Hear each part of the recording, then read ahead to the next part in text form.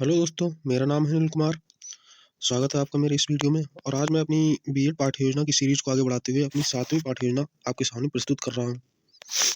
तो स्टार्ट करते हैं हमारी पाठ्य योजना में। सबसे पहले हम पाठ्य योजना में दिनांक, विषय और विषय प्रकरण वगैरह डालते हैं। फिर कक्षा, वर्ग, कालांश का समाप्ति वगैरह हमारा इस तरफ होता है। फिर आते हैं सामान्य उद्देश्य। सामान्य उद्देश्य में विद्यार्थियों में पहला सामान्य उद्देश्य विद्यार्थियों में अध्ययन के प्रति रुचि जागृत करना, विद्यार्थियों में भौतिक दृष्टिकोण, वैज्ञानिक दृष्टिकोण उत्पन्न करना, विद्यार्थियों में अनुशासन की प्रवृत्ति जागृत करना। चौथा, विद्यार्थियों में कल्पना शक्ति एवं तर्क शक्ति का विकास करना। पांचवा, विद्यार्थियों में विचार शक्ति का विकास करना। इसके बाद हमारे आते हैं विशिष्ट उद्देश्य। विशिष्ट उद्देश्य के अंतर्गत विद्यार्थी ध्वनि के बारे में जान सकेंगे। ये पहला हमारा विशिष्ट उद्देश्य हो गया। और उसके बाद विद्यार्थी ध्वनि को परिभाषित कर सकेंगे। तीसरा, विद्यार्थी ध्वनि की प्रकृति को समझ सकेंगे। चौथा, विद्यार्थी ध्वनि के संचरण की व्याख्या कर सकेंगे। पांचवा, विद्यार्थी ध्वनि के ज्ञान का प्रयोग उच्च अध्ययन में कर सकेंगे। फिर हमारा आ गया शिक्षण सहायक सामग्री। शिक्षण सहायक सामग्री हेडिंग डाल के हम ये जो जो चीज़ें हमें आवश्यक होती हैं वो लिख देते हैं। श्यामपट्ट, श्वेत वर्तिका, स्वच्छक, संकेतक, चार्ट तथा अन्य कक्षा उपयोगी आवश्यक सामग्री। फिर हमारा आता पूर्व कथन। पूर्व कथन में विभिन्न आवाज़ों से संबंधित लिखेंगे अपना प्रकरण। ध्वनि से संबंधित सामान्य जानकारी विद्यार्थी रखते हैं। फिर हमारा आता है प्रस्तावना प्रश्न। प्रस्तावना प्रश्न की टेबल बनाएंगे हम। प्रस्तावना प्रश्न में हमारा एक तरफ छात्र अध्यापक क्रिया होगी, क्रम संख्या होगी, और दूसरी तरफ संभावित विद्यार्थी अनुक्रिया होगी। जैसे हम छात्र अध्यापक क्रिया के अंतर्गत हम प्रश्न पूछेंगे और संभावित विद्यार्थी अनुक्रिया के अंतर्गत बच्चे उत्तर देंगे।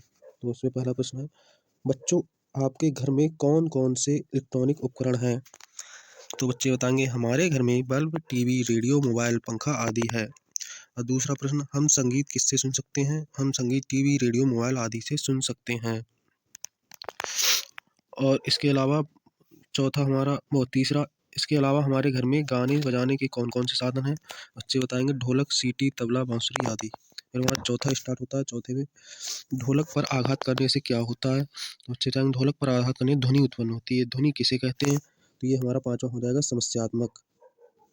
पांचवा हो गया हमारा समस्यात्मक। इसके बाद हमारा अगला शिक्षण बिंदु स्टार्ट हो, अगला मतलब हेडिंग स्टार्ट होगी। यहाँ पे हमारी जो अगली हेडिंग स्टार्ट होगी वो इस प्रकार है, उद्देश्य कथन। उद्देश्य कथन में विद्यार्थियों आज हम ध्वनि के बारे में विस्तार पूर्वक अध्ययन करेंगे, ये लिखेंगे। उसके बाद प्रस्तुतिकरण। प्रस्तुतिकरण फिर प्रस्तुतिकरण की टेबल बनती है, इसमें शिक्षण बिंदु, छात्र अध्यापक, समाज, विद्यार्थी अनुक्रिया और शिक्षण विधि, ये 4 कॉलम मुख्य रूप से बनाने होते हैं। इसमें सबसे पहले हमारे विकासात्मक प्रश्न आएंगे। इसमें पूछेंगे तबला ध्वनि कैसे उत्पन्न करता है? तो उत्तर में तबला आघात द्वारा ध्वनि उत्पन्न करता है, ये विधि प्रश्नोत्तर विधि हो जाएगी। अब अगला प्रश्न, हम सीटी से ध्वनि कैसे उत्पन्न करते हैं? सीटी में फूंक मारकर। अब तीसरा प्रश्न, ध्वनि को परिभाषित कीजिए, तो ये हो जाएगा हमारा समस्यात्मक। इस समस्यात्मक प्रश्न के अंतर्गत के से हमें क्या मिलेगा? हमारा पहला शिक्षण बिंदु, जिसे हमने शिक्षण बिंदु वाले कॉलम में हेडिंग के रूप में डाल लिया। फिर इसका स्पष्टीकरण हम स्टार्ट करेंगे। ध्वनि एक प्रकार की ऊर्जा है जो कंपन उत्पन्न करती है और हमारे कानों में सुनने की संवेदना पैदा करती है। हर प्रकार की ध्वनि पैदा करने वाली वस्तु कंपन करती है, जैसे बच्चे का रोना, वायु का तेज होना, चलना, कुत्ते का भौंकना, वायुयान की गड़गड़ाहट आदि। ध्वनि संचरण के लिए किसी भी माध्यम की आवश्यकता नहीं होती।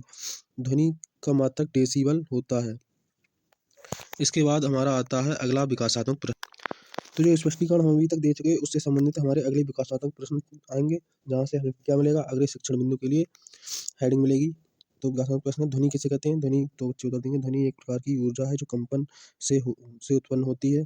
ध्वनि उत्पन्न करने वाली कुछ उदाहरण प्रस्तुत कीजिए। बच्चे का रोना, ढोलक, कुत्ते का भौंकना आदि ध्वनि उत्पन्न करते हैं। कंपन किसे कहते हैं? ये हो जाएगा समस्यात्मक। इसी रूप में हम हेडिंग डाल लेंगे इधर। शिक्षण बिंदु के अंतर्गत दूसरा शिक्षण बिंदु हो जाएगा ये हमारा।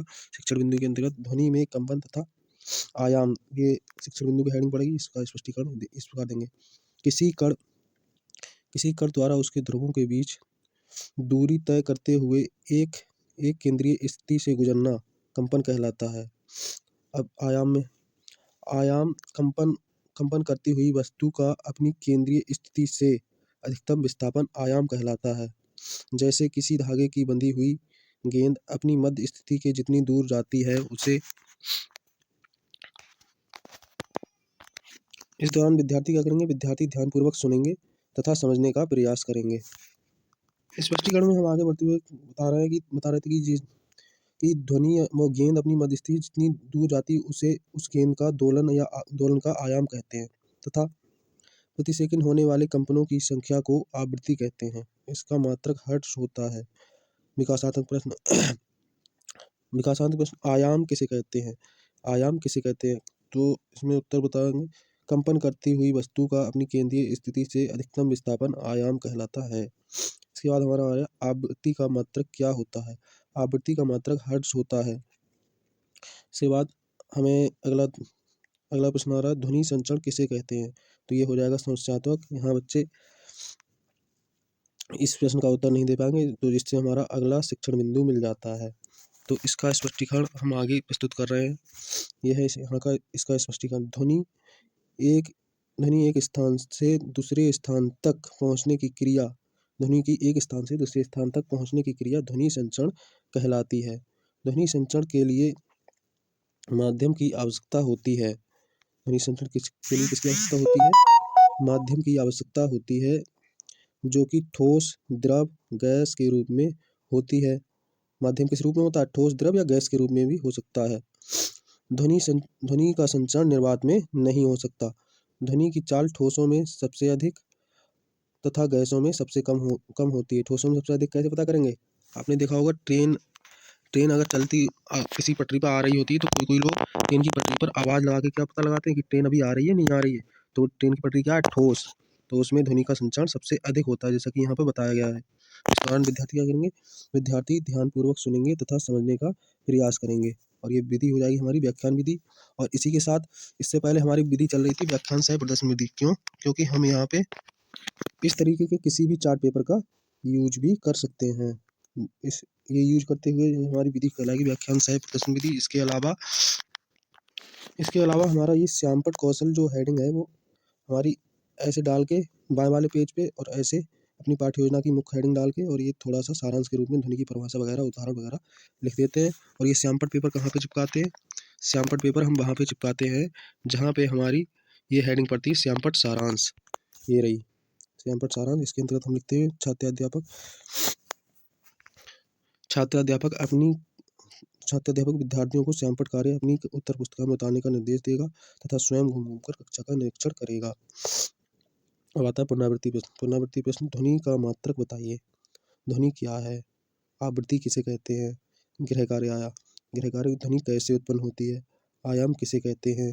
ध्वनि की चाल किस माध्यम में सबसे कम होती है? इसके बाद निरीक्षण टिप्पणी, जो कि हमारा विषय शिक्षक के पास हम ये पाठ योजना ले जाएंगे तो हमारा विषय शिक्षक इस पर चेक करेगा और जो अपने हिसाब से जो कमी या अच्छा ही समझेगा वो इस पर लिखेगा। यहीं पे हमारी ये पाठ योजना समाप्त हो जाती है। अगर आपको हमारी ये पाठ योजना पसंद आई हो तो ज़रूर लाइक करें और शेयर करें और सब्सक्राइब भी करें। और हमारी अगर आप और पाठ योजनाएँ देखना चाहते हैं तो प्लेलिस्ट में जाके पाठ योजनाएँ देख सकते हैं। इसके अलावा भी हमारे प्लेलिस्ट में और भी बहुत से चैनलों की इंपॉर्टेंट वीडियोज़ पड़ी हुई है, वो भी देख सकते हैं। धन्यवाद।